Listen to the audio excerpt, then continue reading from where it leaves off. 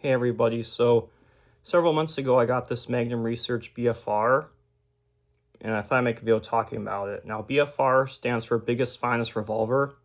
From what I understand, when these first came out, it stood for Biggest Fucking Revolver, but I guess they changed the name because they got complaints about it.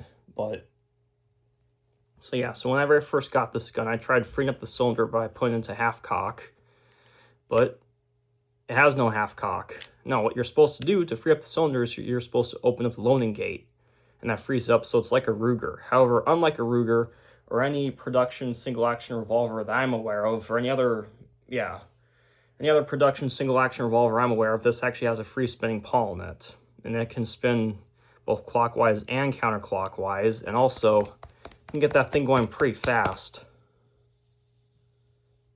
But yeah. Now, in case you don't know how a regular single action is, here's a Pieta 357 Magnum. Now this gun here, in order to get the cylinder freed up, you put into half cock. So yeah. Now you'll notice this gun does not have a free spinning pulse, so you can only spin it in one direction, clockwise, won't go the other way. And with each click there's a slight amount of resistance, so you can't really, gain speed with that. So yeah. Also,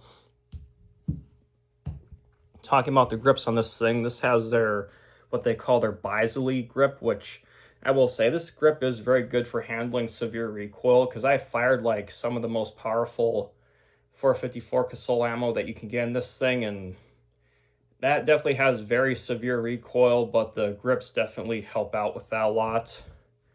Now, on the Magnum Research website, you can also get their cowboy grips, which their cowboy grips are grips that are shaped like this.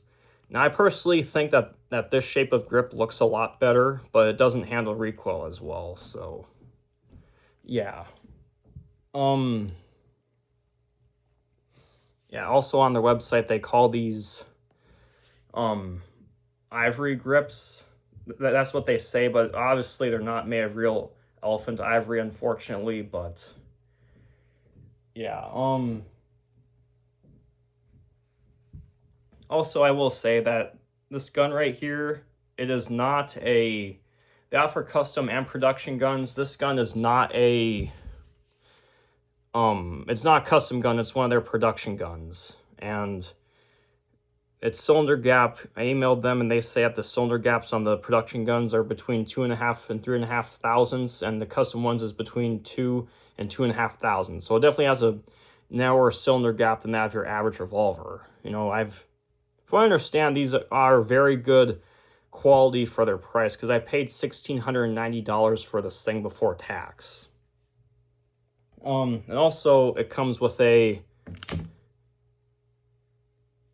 transfer bar in there, which makes it so you can safely load all chambers and carry it around. Because I know I'm referencing this other gun a lot, because this gun does not have a transfer bar, which means if you load all 6 chambers, see that firing pin in there?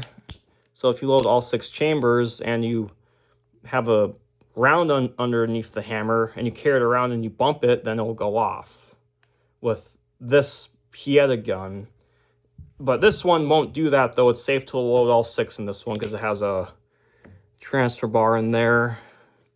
See that cutout notch right in there? So if you're not holding on to the hammer, if you're not holding on to the trigger and the hammer drops, you can see that bar there moves. See that? There, you see that? But if you're not holding on to the trigger, and see that when I push down the trigger, you see that the bar comes up. That transfers the impact of the hammer to the firing pin. So if you're not holding in other words, if you're not holding in the trigger, this gun cannot fire. Now, this gun right here, you take out the cylinder by taking out this screw right here. And this is a little difficult because I have to sit behind a bucket because my tripod's on a bucket.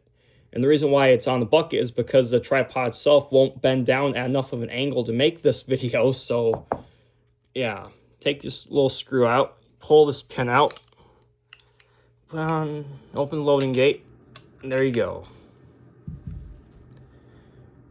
Yeah, definitely a very strong cylinder.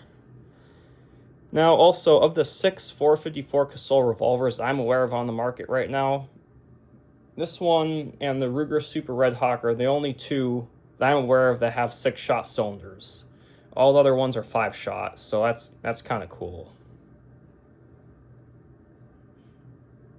So put this back in, put this down, get to work. Push that down. Has like a little, to make sure it's pushed all the way down, because it has like a little spring in there. I'm just gonna screw the screw. See that? I'm just gonna screw it in off camera though, because it's just having to reach around this bucket just makes this a lot more difficult. And you guys probably don't really need to see this, because I'm pretty certain most of you know how to, you know, screw a screw in by this point in your life. So yeah, there. It's tight, so yeah. Yeah, now something else about this gun is that this gun right here, there's something that we need to talk about. This gun right here is advertised as having a 6.5-inch barrel. Yeah, now this is a production gun. They offer other barrel lengths if you get a custom gun, but yeah, this is advertised as having a 6.5-inch barrel. Now, here's something you've seen before on the channel. Model 29, Smith & Wesson Model 29. Now this gun here is also advertised as having a 6.5-inch barrel, but you can see that the BFR barrel is clearly longer. So why don't we measure them to see who's lying? So the Smith & Wesson barrel comes out to be exactly 6.5 inches, and the BFR comes out to be about 7 1/8 about, actually. So why is that? Why is it longer than what they say? Well, here's why. So the way revolver barrels are normally measured is they're measured from the back of the forcing cone all the way through the frame, all the way to the end of the barrel. BFR, though, the Magnum Research, the way they measure barrel length is from the edge of the frame outward. So the frame part, this part right here, and the forcing cone is not included in their measurements. So because they're starting measurement from here and not here, from here, you know, that's a 6.5-inch barrel from frame onward. So they measure that a little differently. Now, I wanted to talk about, let me just move this out of the way, some issues I have with this gun. Now, there's a really minor issue I have with all BFRs, and there's a issue I have with mine particularly, like my specific one. So I personally think, so the one with all BFRs, this hammer here, I personally think it could look better, because if we compare it to like this one here, you know, this hammer here has a bit more of like a Western kind of look to it, and it looks cool. And in my opinion, the hammer on the BFRs kind of just blocky and boring. You know, I think that they could look a little bit better. But from what I understand, like several years ago, for several months, they changed the look of the hammer on this thing, and it looked a lot worse.